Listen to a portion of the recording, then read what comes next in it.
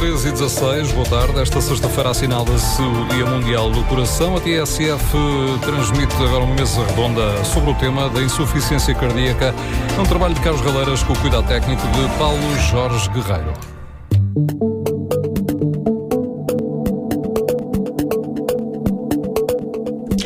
Boa tarde. A insuficiência cardíaca é a principal causa de hospitalização nos doentes com mais de 65 anos e tem uma mortalidade superior a alguns cancros. Em Portugal, cerca de 400 mil pessoas vivem com este problema, com esta condição. Por isso, neste 29 de setembro, Dia Mundial do Coração, a TSF junta-se à causa da sensibilização sobre as doenças cardiovasculares e, em concreto, para a insuficiência cardíaca. Este é um dia para alertar sobre os principais fatores de risco e, por que não, também refletir sobre como se está a gerir a questão dos cuidados de saúde.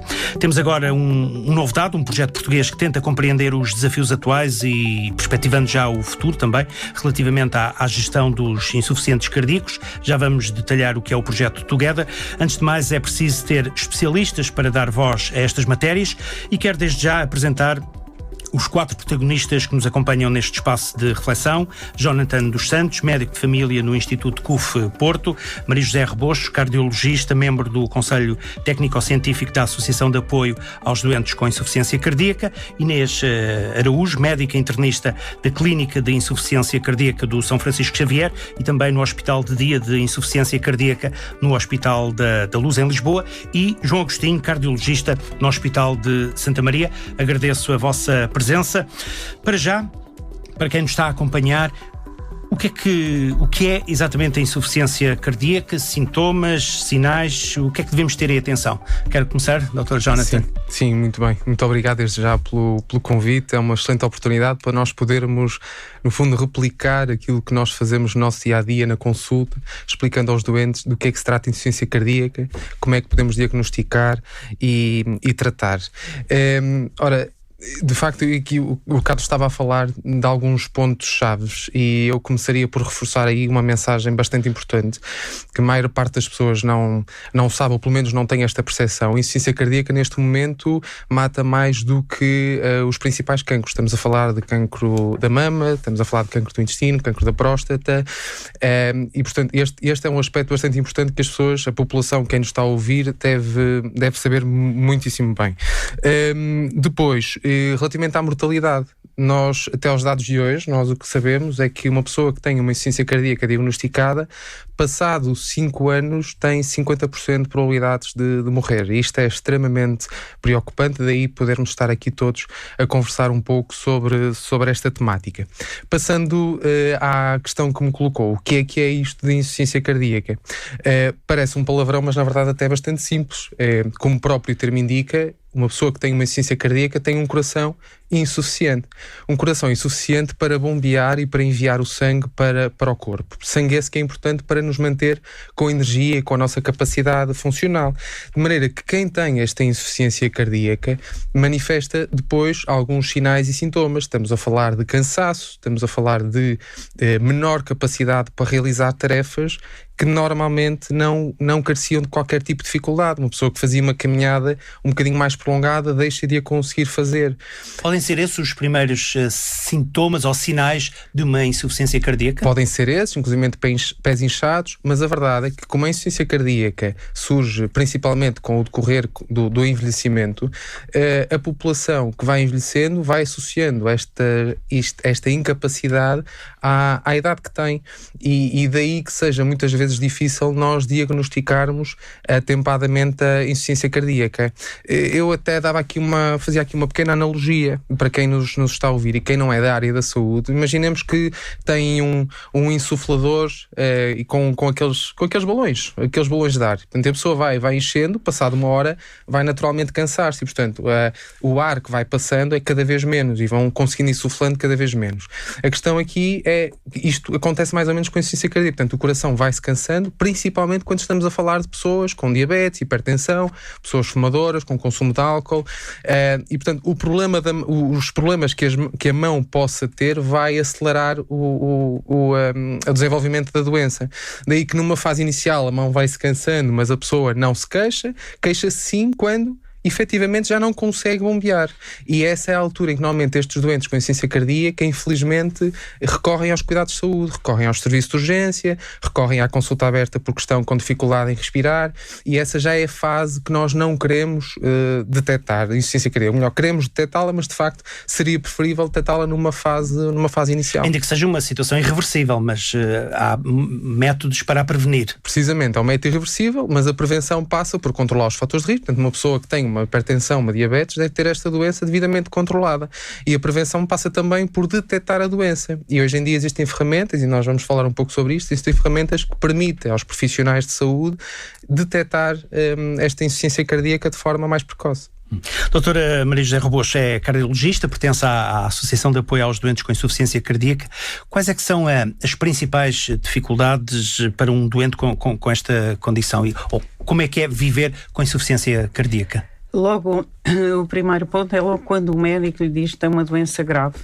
E se for mais longe e concretizar mais e disser que é uma doença grave, crónica e que não tem cura, é logo um grande impacto psicologicamente para o doente. Portanto, o doente aí tem que se adaptar a perceber que tem uma doença crónica, tem que se adaptar às limitações que vai ter, mantendo a sua atividade diária tanto quanto possível. Tem que fazer algumas alterações. Isso passa por um processo de educação também, não? Também um processo de educação que é feito nas consultas, é por isso que todos nós que estamos aqui defendemos mais consultas, mais clínicas de insuficiência cardíaca para o doente ser orientado e também depois de ele saber que tem uma doença crónica e sem cura, como disse há pouco, que mata mais do que alguns cancros, temos que lhe dar alguma esperança, temos que lhe dizer que há terapêuticas, há medicação, mas que ele tem que ter uma adesão muito grande, não é? Portanto, ele não pode falhar a medicação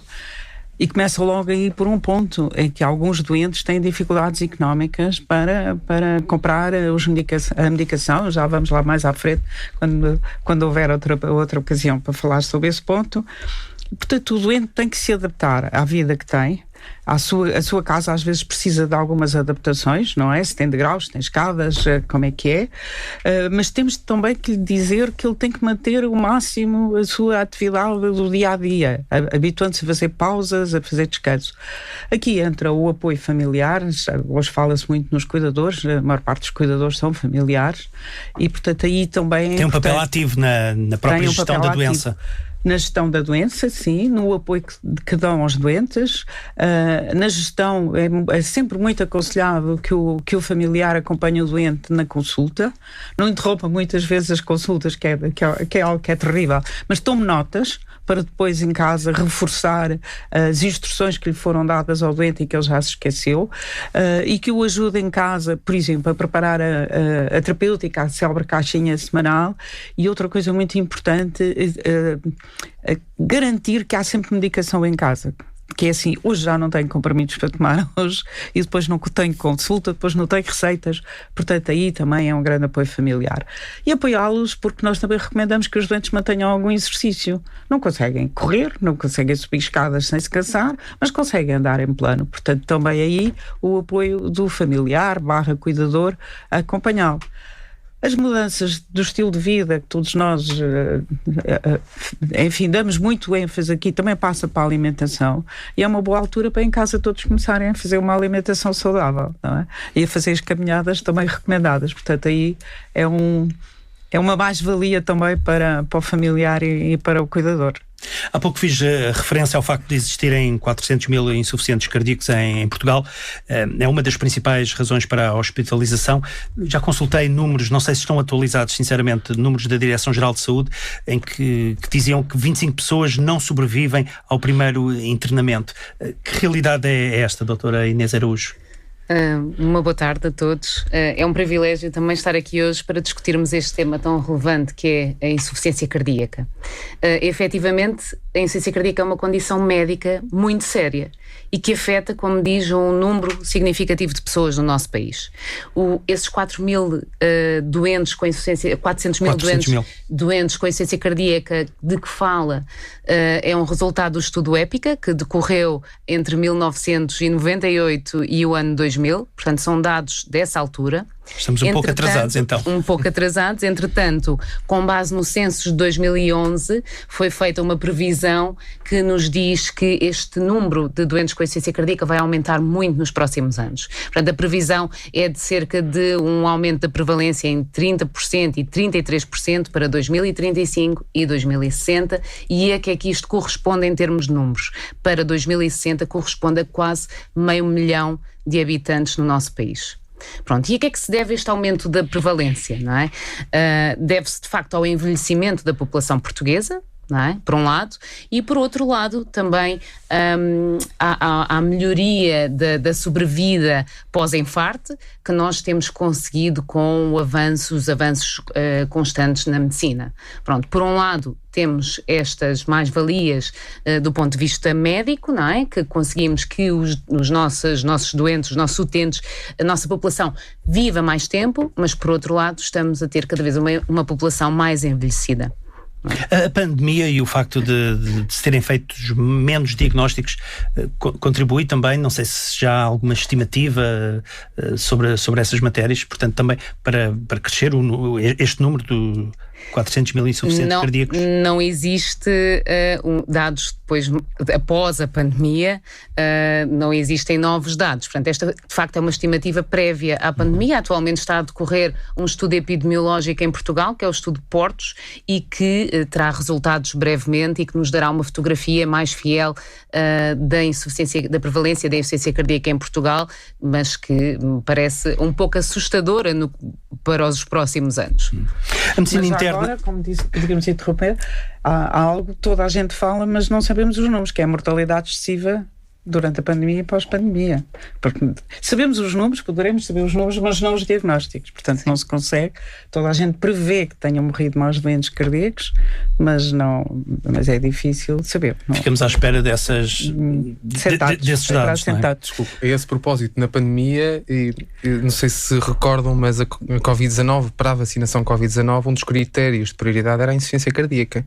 E na altura foi uma corrida dos doentes, eu recordo, na altura foi uma corrida dos doentes aos centros de saúde para perguntarem se tinham insuficiência cardíaca ou não.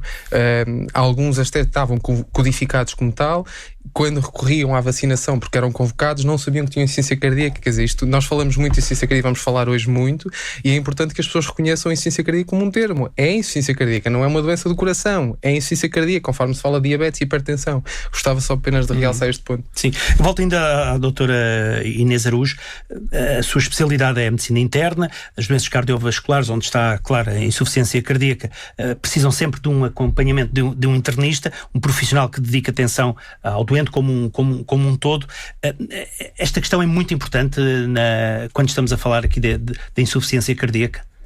Esta questão é muito importante, sim, de facto, porque os doentes com insuficiência cardíaca têm muitas outras doenças, não é? Não é só a insuficiência cardíaca em si, temos que gerir toda uma série de outras doenças, outros fatores de risco que o doente tem. Idealmente, o doente com insuficiência cardíaca deve ter uma equipa multidisciplinar a cuidar dele.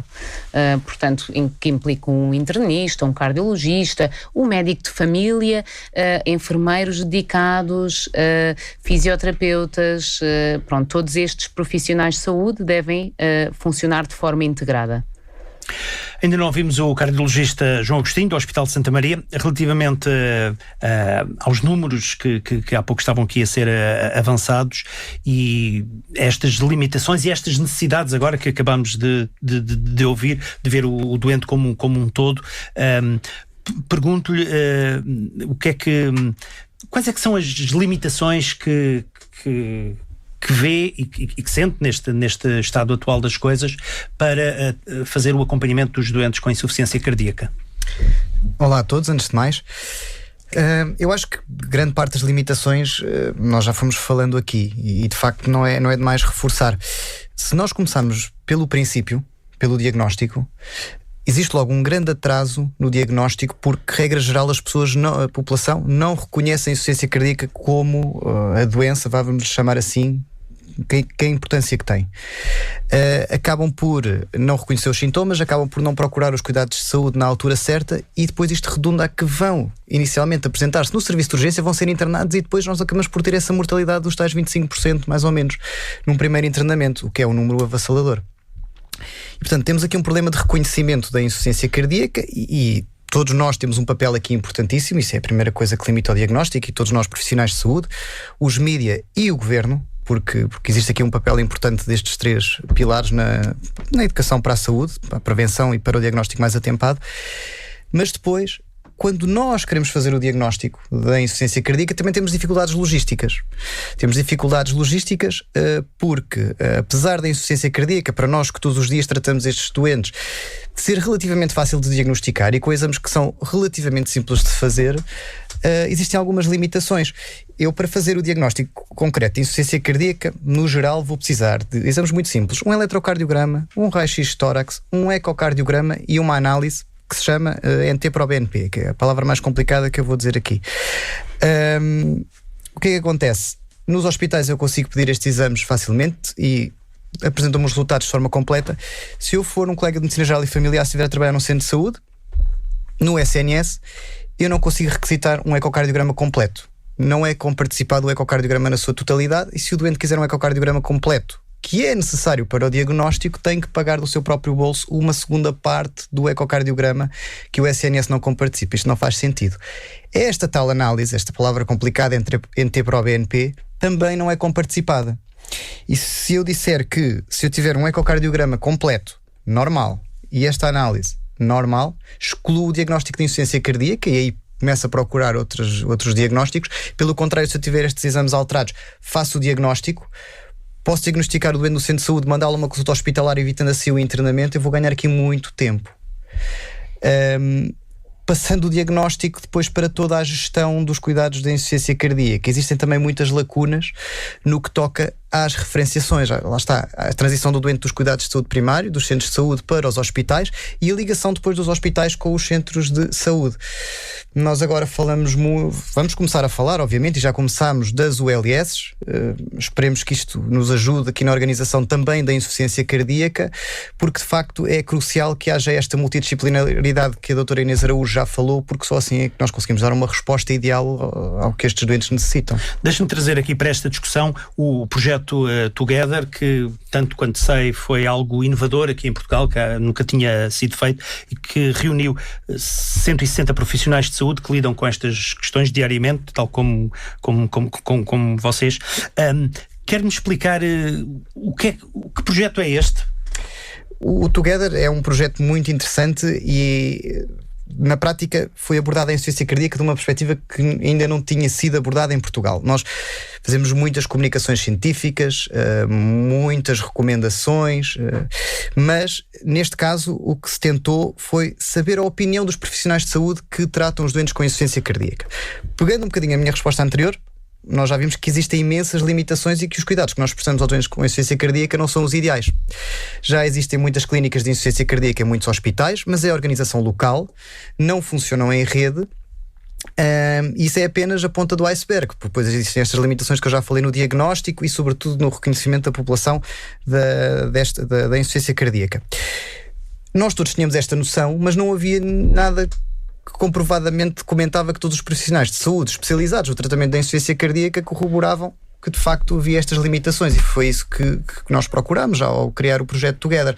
Portanto, 12 especialistas em insuficiência cardíaca criaram um conjunto de afirmações que refletiam um bocadinho as dificuldades no tratamento dos doentes, as lacunas que considerámos importantes, e selecionámos um grupo de um bocadinho mais que 150 peritos em insuficiência cardíaca que de facto nos disseram se concordavam ou não concordavam com as afirmações escolhidas, e de facto houve uma concordância marcadíssima na maior parte das afirmações, sendo que a maior parte delas reflete exatamente estes problemas que nós já vimos aqui a falar. Portanto, o reconhecimento da insuficiência cardíaca, as limitações no diagnóstico da insuficiência cardíaca. Isto é um documento importante de reflexão e um documento também para uma ação futura. Exatamente, para uma ação futura, porque esse é o objetivo final do documento.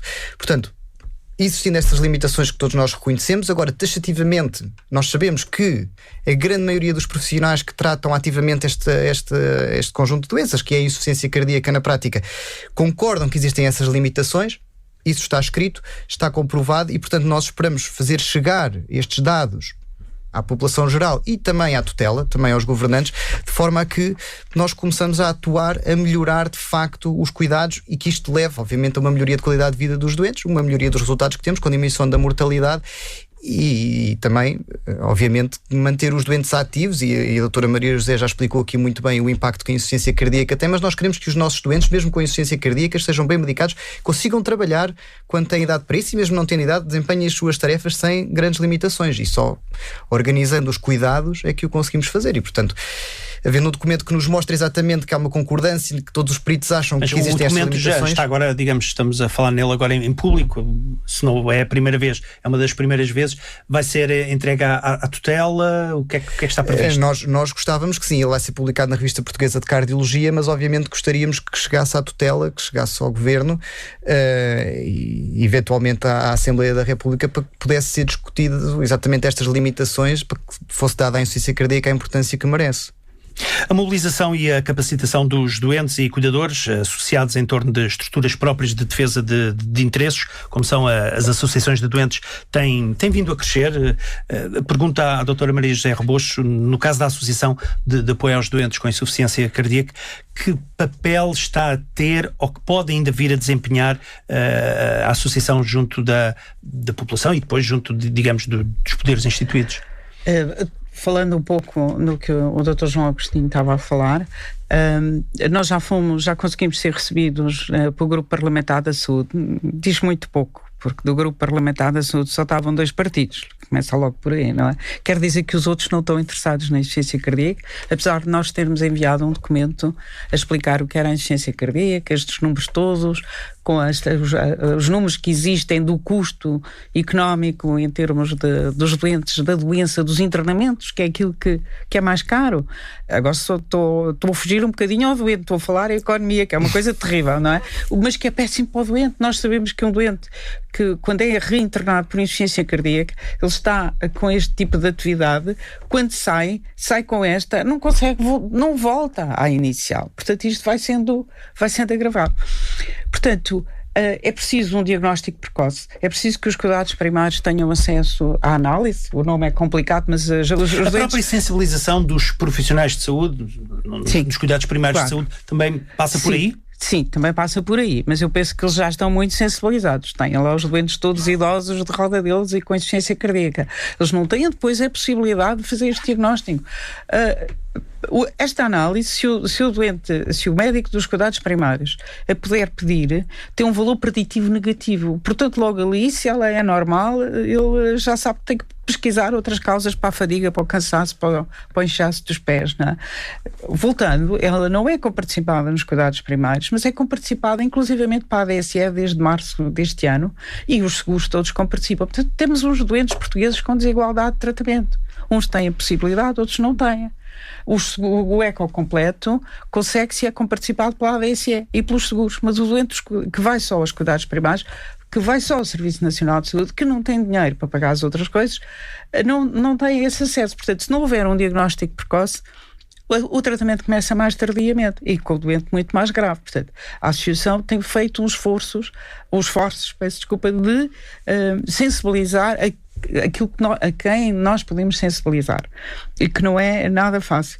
A Associação também, e isso foi um movimento que se criou durante a pandemia, é que 72 ou 73 associações de doentes se juntaram numa associação para lutar por causa das vacinas e das prioridades das vacinas. Portanto, a ADIC também está nesse grupo, porque juntos todos temos que pressionar.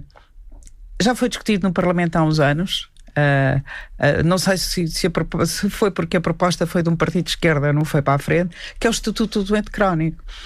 Em Portugal existem doenças crónicas, mas o doente não é crónico. Portanto, o doente tem a diabetes e vai à consulta da diabetes, tem os privilégios, entre aspas, antes era a isenção das taxas moderadoras, agora já toda a gente está, mas ter a medicação comparticipada a 90% ou 100%, e o doente do lúpus, o doente da insuficiência renal, foram as associações de doentes que há muitos anos conseguiram isso, não é? Portanto, nós temos que lutar para conseguir o mesmo. Como eu disse há pouco, logo uma das barreiras para estávamos na barreira do diagnóstico, mas depois o acesso à terapêutica, um dos fármacos que é aconselhado, recomendado por todas as guidelines, peço desculpa do inglês, das recomendações, quer americanas, quer europeias, que devem fazer no mínimo 4 fármacos, chama-se os 4 pilares, um deles, depois de todos os descontos, o doente paga 44 euros. Portanto, 44 euros, eu sei, quem tem a insuficiência económica paga 22, mas 22 representa, para quem tem insuficiência económica, o que representa 44 de algumas pessoas da classe média. Só um fármaco, quando se junta aos outros todos, o custo é muito, e quem faz consultas no dia-a-dia sabe que os doentes dizem que não têm dinheiro. Quando estamos a falar do tratamento de prevenção da insuficiência cardíaca, estamos a falar de que tipo de terapêutica? Na prevenção, estamos a falar na prevenção dos fatores de risco que levam a uma hipertensão arterial. A hipertensão arterial é uma coisa terrível. Toda a gente sabe que existe. O principal fator de risco? É um dos principais fatores de risco. E depois o outro é as doenças coronárias. Portanto, tudo o que se fizer de prevenção para os fatores de risco, para evitar estas doenças, e convencer os doentes que são hipertensos a tomar a medicação. Eles compram, mas não tomam, porque hoje a tensão está melhor, hoje está mais baixa, amanhã está mais alta. São os doentes impossíveis. Só para lhe dar uma noção, em 2018 nós tínhamos 36, qualquer coisa por cento da população toda. A tensão começa aos 15 anos.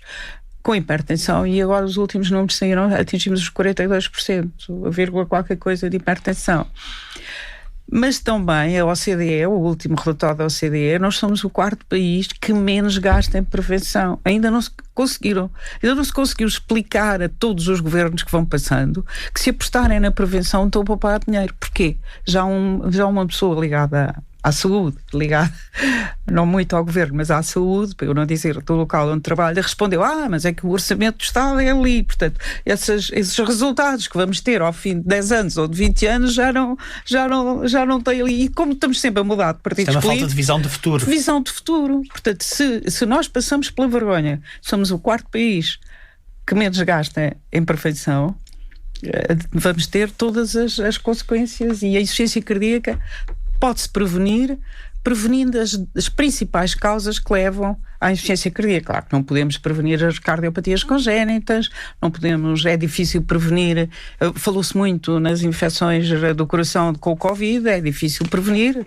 só com as vacinas, portanto há algumas causas que levam à insuficiência cardíaca, é difícil prevenir, mas estas duas são as mais importantes, a aterosclerose, portanto com controle de todos os fatores de risco. Falávamos há pouco de diferenciação de cuidados de saúde naquilo que diz respeito, por exemplo, aos diagnósticos para a insuficiência cardíaca. Dr. Jonathan, nota que em termos daquilo que são as estruturas, neste caso, no seu caso particular, na medicina geral e familiar, há muitas diferenças de tratamento entre os próprios profissionais de saúde, e isto independentemente de estarmos a norte ou a sul, litoral ou interior, ou seja, a abordagem dos profissionais de saúde aos doentes com insuficiência cardíaca. Sim, eu diria que há aqui 2 aspectos fundamentais. Primeiro, a sensibilização do profissional para a doença. Segundo, os recursos que este médico tem à sua disposição. Ora, o acesso a um ecocardiograma, que já por si só deveria ser completo, como diz o Dr. João Agostinho, que não temos acesso, mesmo incompleto, é difícil de se conseguir em algumas zonas do país. Portanto, há uma grande assimetria, de facto, em termos de gestão de recursos e de acesso aos mesmos. E não estamos só a falar de ecocardiogramas, estamos a falar não só da análise que não temos, que não está comparticipado, mas felizmente está para os doentes da ADSE, por exemplo. Estamos a falar de outro exame que é a cintigrafia. A cintigrafia é um exame mais específico para determinados casos de insuficiência cardíaca. É importante fazê-lo para despistar outro tipo de doença que esteja por detrás disto. Esta cintigrafia, eu já trabalhei, por exemplo, em Celurico de Basto, solicitava esta cintigrafia aos doentes, teriam que se deslocar ao Porto. A mesma coisa acontece com doentes de Bragança.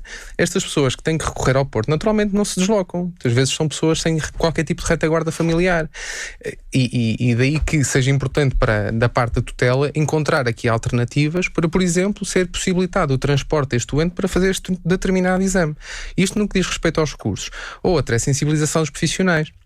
de facto nós temos vindo a melhorar em termos de sensibilização relativamente a esta doença, porque já se percebeu que um doente bem controlado é um doente que vai recorrer menos ao serviço de urgência, menos às consultas hospitalares, mas o certo é que medicina geral familiar, uma consulta no seu dia-a-dia, a prioridade do doente nem sempre é a insuficiência cardíaca, que nem sempre assente, não é? O doente quer ir lá para renovar uma carta de condução, quer ir lá porque tem uma dor nas costas, fala do problema que tem com a mulher, disfunção sexual, que também é outro problema que muitas vezes os doentes têm como prioridade, ainda bem, mas a insuficiência cardíaca, quando vem para o cenário, é difícil de ser incluída na própria consulta. A maior parte dos médicos de família tem cerca de 1.800 doentes no seu fecheiro. 1.800 doentes divididos por todo o ano é extremamente difícil de conseguirmos um tempo adequado para tratarmos e identificarmos um doente com insuficiência cardíaca. Estamos, não sei, ia acrescentar. Eu ia dizer que não é só na consulta de medicina geral e familiar, na própria consulta de insuficiência cardíaca, de cardiologia, nem sempre a prioridade do doente é a insuficiência cardíaca. Isto tem a ver, eu acho que isto é um bocadinho paradoxal, muito rapidamente, mas tem muito a ver com a quantidade de doentes que existe com insuficiência cardíaca. Eu acho que as pessoas não reconhecem propriamente a doença e depois acham que é uma coisa relativamente banal, e por isso é que nós estivemos sempre aqui a reforçar esta questão da mortalidade comparativamente ao cancro.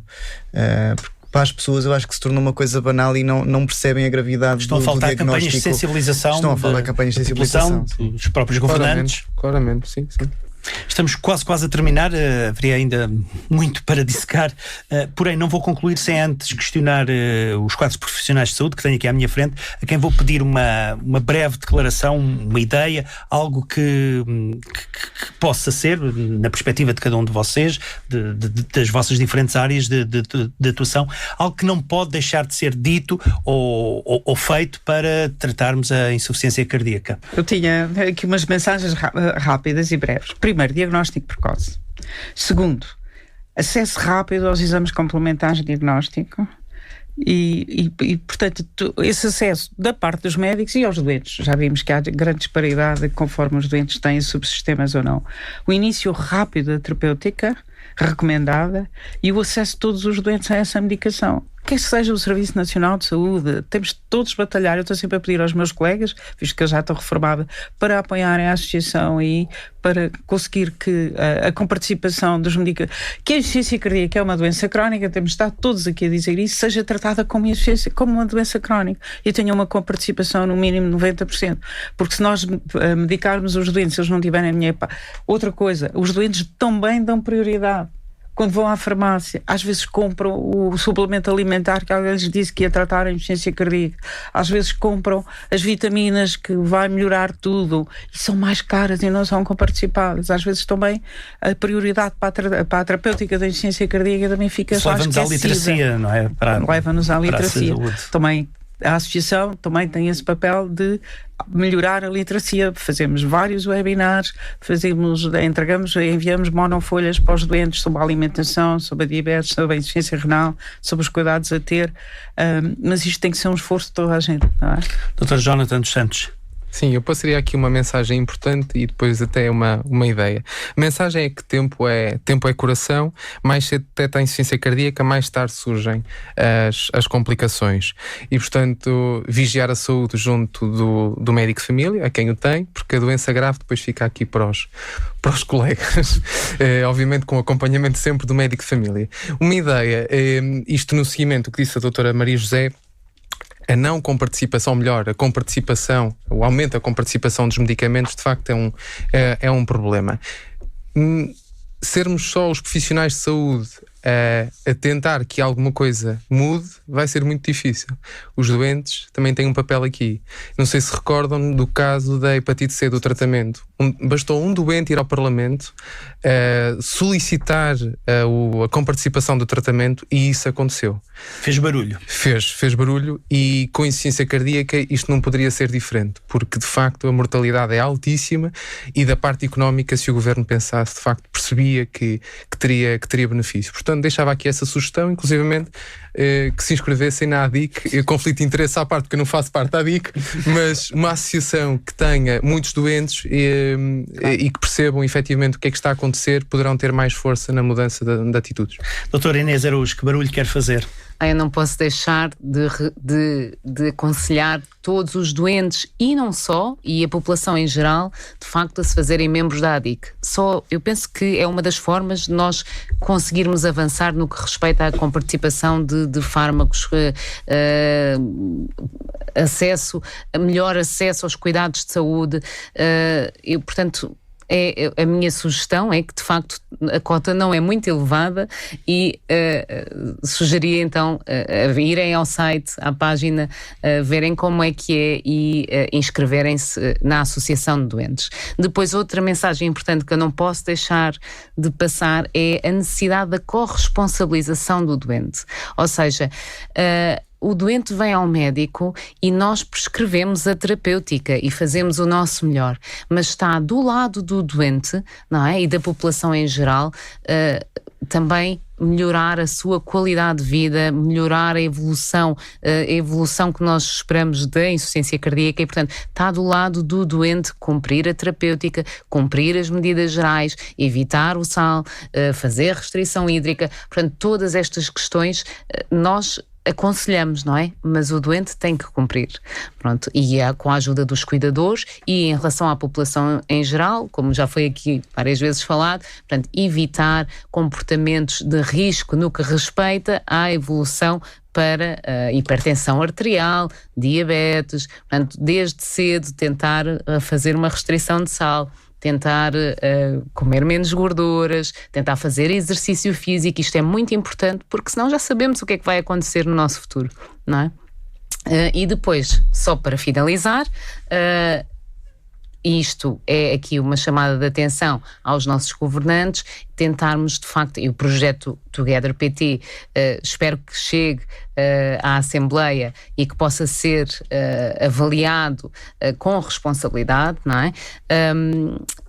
Que melhorem o acesso aos cuidados de saúde, que seja equitativo. Nós temos um país tão pequeno, Portugal é tão pequenino, não é? E mesmo assim conseguimos, de facto, que os cuidados não sejam iguais em todas as zonas do nosso país.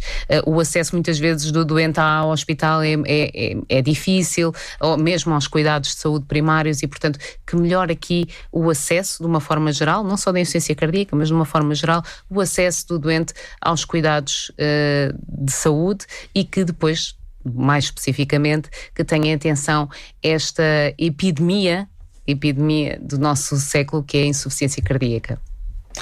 Vai terminar o cardiologista João Agostinho.